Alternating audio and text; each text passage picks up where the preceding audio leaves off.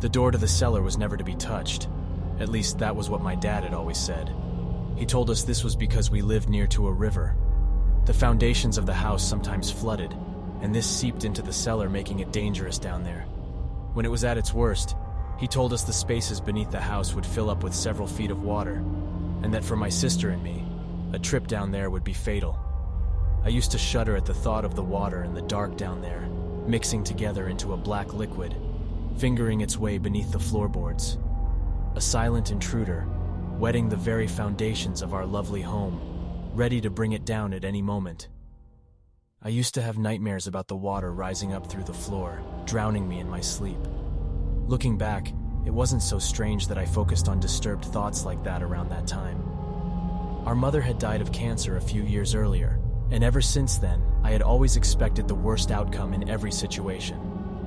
Of course, my dad said that as long as I stayed out of the cellar, my fears about the water were unwarranted. He told me not to worry, that he would have the problem fixed soon enough, though it might mean people would be coming and going from the house for a while. I remember the first day the men came to fix the problem. I was only 11 years old at the time, and my sister Heather was 7. We both watched 3 men dressed in unusual grimy yellow suits of rubber, and their faces covered in masks and goggles, make their way to the cellar door. My dad had told me to make myself scarce while they worked. I was to play with Heather in the back garden, but I didn't listen.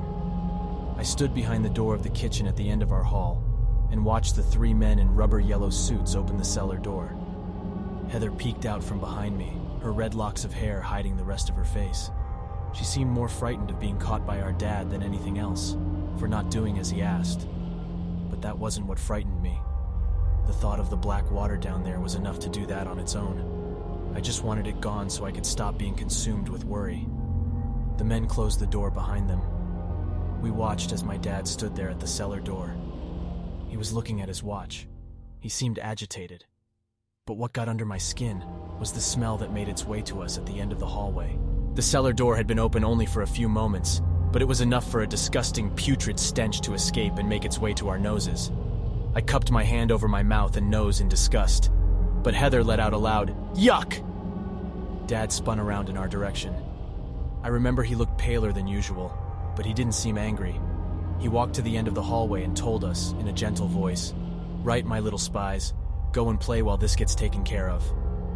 He looked at the old brown leather wristwatch he always wore, as if time were against him. Heather asked if the men would make that horrible smell go away. He said they would, but it would take time. I took Heather by the hand, and we went out to the garden to play in the sun after that, just as Dad had instructed. The men came to fix the cellar more than once. These visits continued for a while, on and off. Machinery was brought into our home, long rubber hoses for pumping out the black water from down in the darkness. I remember seeing 2 of the men standing over the hose with their masks off outside. They were shaking their heads, and it seemed there was some disagreement about the best course of action. But I didn't hang around long enough to understand it all. I was a kid, and there was playing to be had. Dad later explained to us that the men had to pump out the water, then dry out the cellar with machines called humidifiers, and then they would try to fix the walls so the water wouldn't get in. But regardless of their efforts, the flooding kept happening. Although he tried to be outwardly calm, Dad seemed increasingly consumed by the situation. I could see the dark patches under his eyes getting more pronounced as the days wore on, and the worry seeping into his posture. It wasn't unusual for him to have dark moods. He'd understandably seemed weighed down ever since my mother had died. But the flooding brought with it another cold weight to add to his burdens. It seemed that he was desperate to fix the problem. Eventually, we were told that the men looking into the issue would have to dig up the back garden to try and put in drainage. Dad explained this was to stop the water from getting to the foundations of the house in the first place. Around that time, I overheard him talking to one of our neighbors, Mrs. Reed, telling her that if he couldn't make the water go away, he'd have to take me and Heather away from our home. That house was the only home I'd known, and so the mere mention of being taken from it created a warped feeling of instability that I know I never quite shook. Mrs. Reed seemed very concerned when talking to my dad, more so than seemed reasonable, but she whispered as she spoke to him, and so I didn't catch her side of the conversation. At night, I'd lie in bed and dream about the black water underneath my bedroom. swirling around out of sight. Sometimes I'd waken, a loud splash of water dragging me out of a terrible dream, and then there would be nothing but silence. In the dream, the water had a voice. This seemed to go on for weeks, as far as I recall, until one night I was woken up by something else, something worse. I was jolted from my sleep by the sound of a scream. I knew immediately that it was my dad's voice.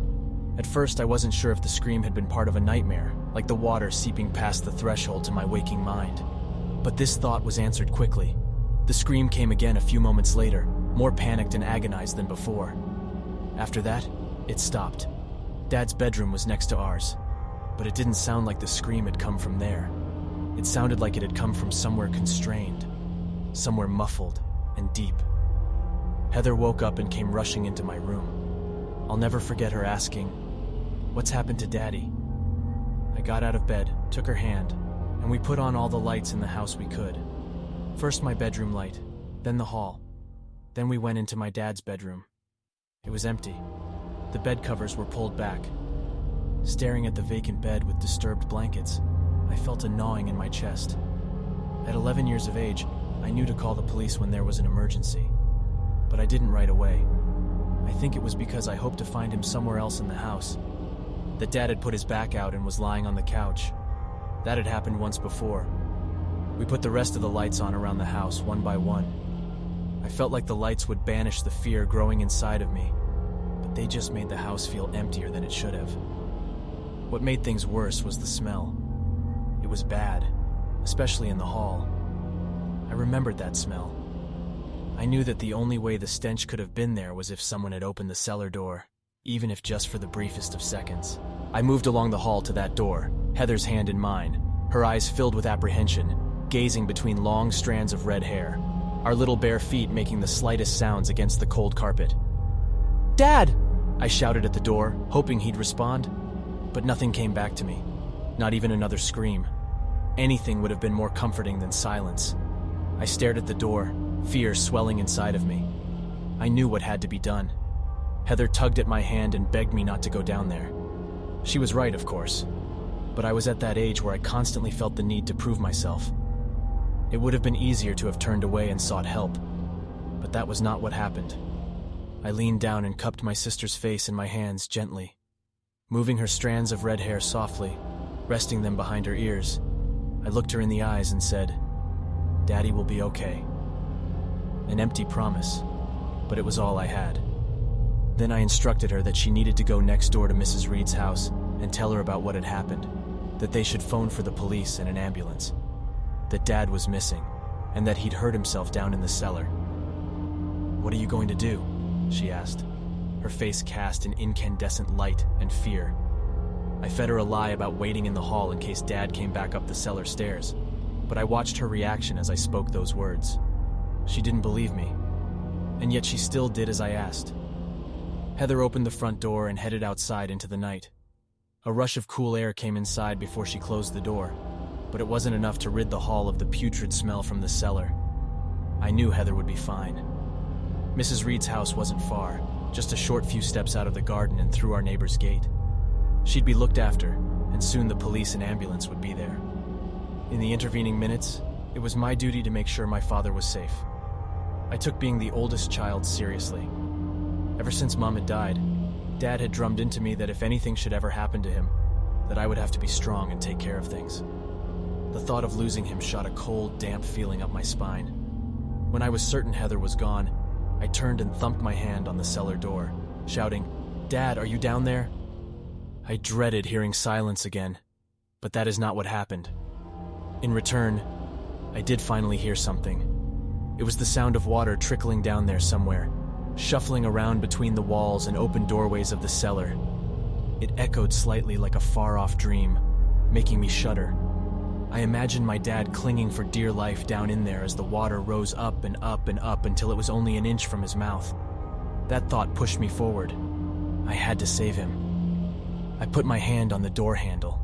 Turning it, the handle clicked, and I slowly pulled the door open. The stench was overpowering. It made me feel sick. A strange smell of damp and grime and something else I couldn't put my finger on, but a smell I'll never forget. Staring down to the bottom of the cellar steps, the place was in utter darkness. I thought that Dad must have taken his torch with him. I reached up to the side of me where a pull chain dangled from the ceiling. I wrapped my fingers around it and pulled until the lights came on. One solitary incandescent yellow bulb above the stairs, and then the dim glow of a few others in the cellar rooms below, just out of sight. Looking down the stairs, I was shocked. There was no water down there. The bottom of the steps glistened as though they were damp, but I could see the stone floor below them, and they looked dry. "Dad," I said again. A muffled sound, almost like a groan, came from somewhere further under the house. I recognized it as my dad's voice again. He was still conscious. Hope rushed through me. "Do you need help, Dad?" I remember asking. It seems like a stupid question now looking back, but I remember wanting him to appear and climb the steps without me having to go down there. But that did not happen. His voice muffled a few words, like his mouth wasn't able to fully form around them, and so I couldn't make them out. In my mind, I imagined him face down on the floor, needing me. I searched for all of the courage I could find and moved downward. The stone steps of the cellar lay silent as I descended, icy cold against my bare feet. The smell of the place worsened as I reached the cellar floor, making me gag, and I wondered what could make such a terrible smell of damp.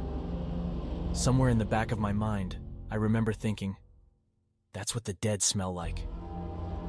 The dim glow of another light bulb further into the cellar lit something to the side of the steps. It glistened differently from anything else. I knew implicitly that it was blood. The sight of it filled me with anxious thoughts. I remembered cutting my head at school once when I fell in the playground months earlier. This blood seemed different somehow to that, more vivid, yet darker. A small puddle of it had gathered on the floor, and then there was a trail of it heading through an open doorway. I moved closer to the trail and saw, to my horror, that alongside it were what looked like bloodied footprints. I could see the impression of the sole and the occasional outline of the toes rendered in the same unnerving red on the cold cellar floor. My 11-year-old mind had to process everything. I stared at the glistening deep red and reasoned that Dad had gone down to the cellar during the night, barefooted, and then had an accident. "Dad, are you there?" I said out loud. What I heard from beyond the open doorway where the blood trail led sounded like him, but as though he were drowning, coughing on something, trying to speak. But there was another sound underneath that, like his mouth was broken and unable to work any longer, no matter how desperately he tried to use it to form words. He sounded in unbearable pain, and this spurred me into action. I rushed forward through the doorway, the blood spattering underneath my shoeless feet. The room was completely empty, except for what appeared to be old rags bundled in the corner, covering something. The bundle was large and wet, cast in red. I realized this was because the nearest light bulb was covered in blood. On the walls were handprints, as though my dad had tried to scramble up them, trying desperately to get to his feet. Or get away, I thought. The rags in the corner moved subtly, almost like whatever they were concealing shivered. The stench coming from the bundle was so strong I would have vomited if it weren't for the fear coursing through me. Then a glint of something shiny caught my eye. It was among the undulating cloth.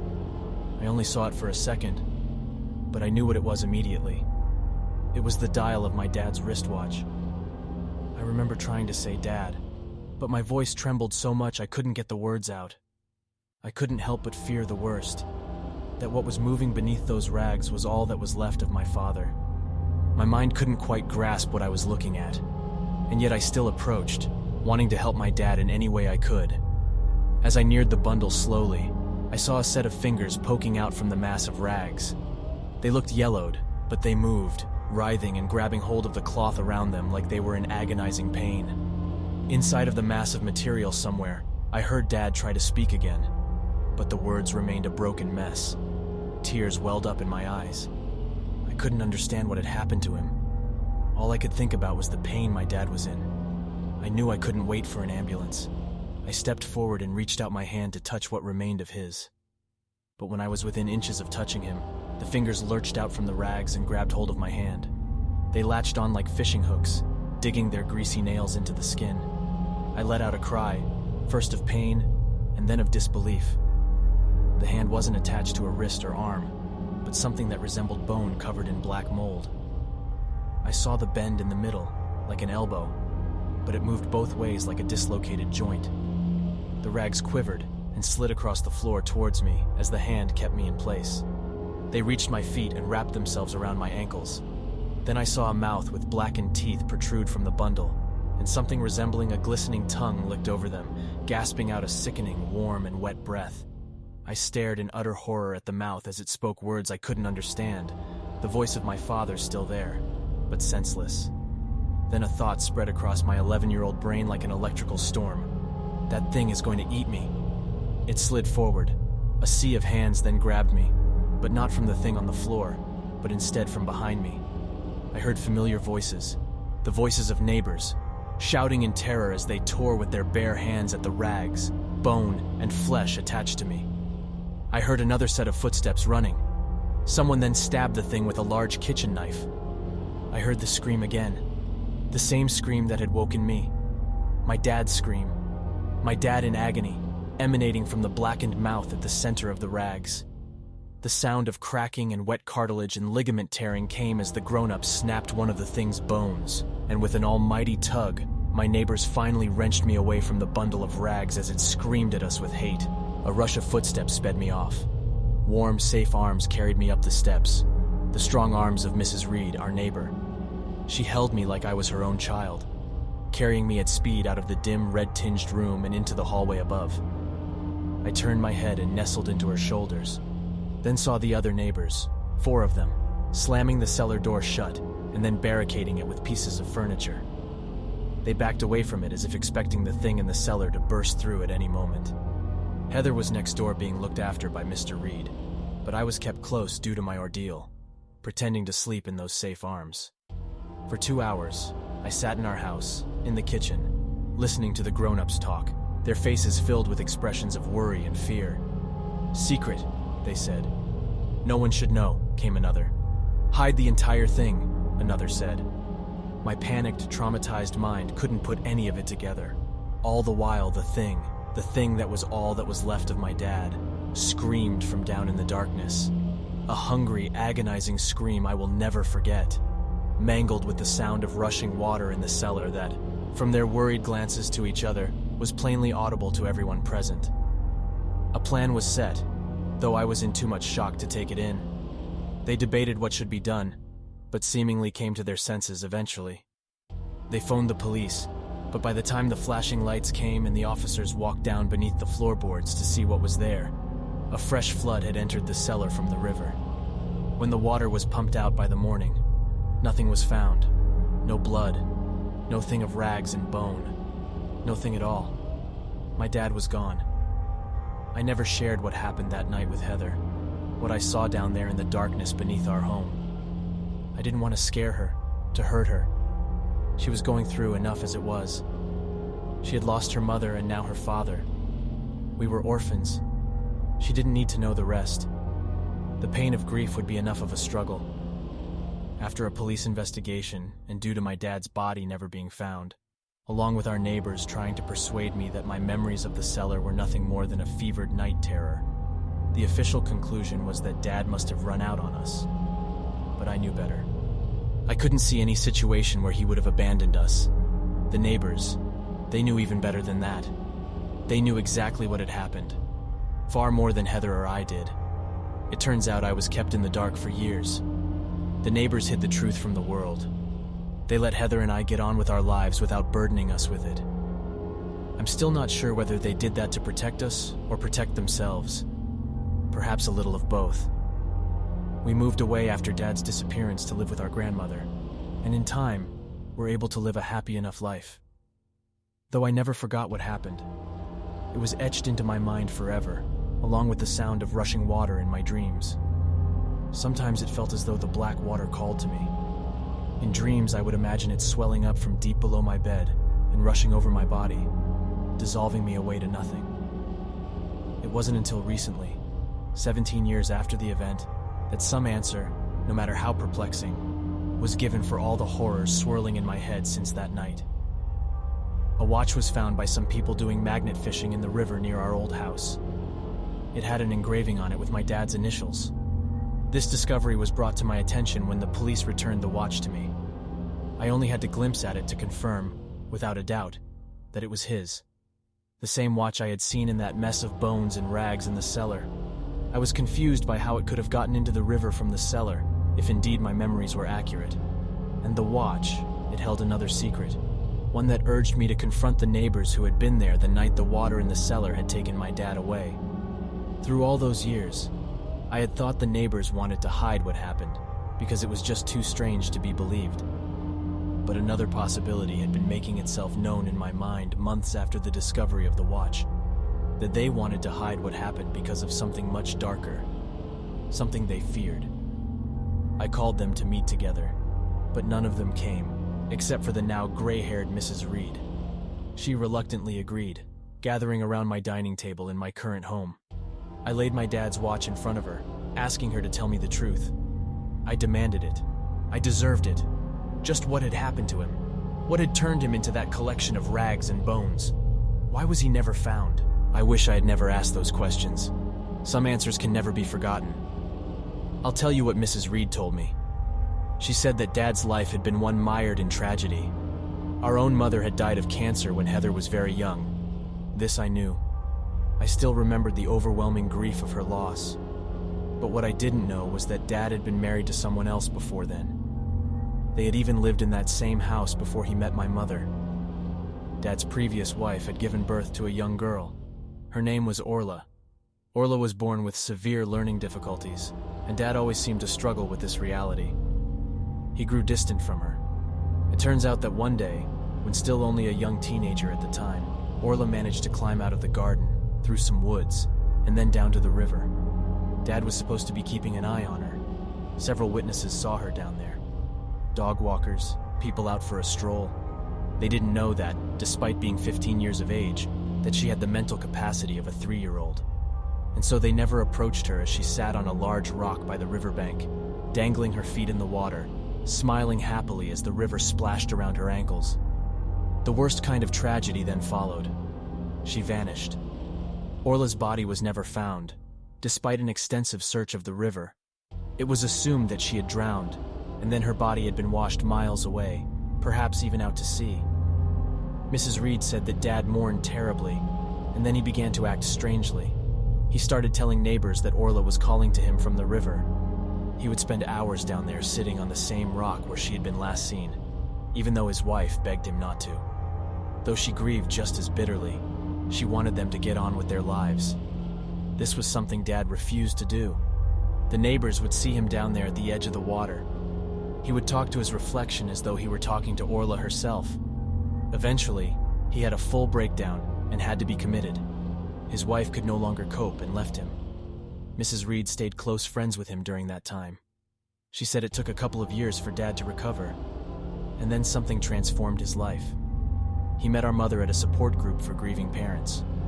Yes, I was shocked to learn that our mother had lost a child too. A boy named Sam, killed by a terminal disease, not unlike the one that took her from us years later.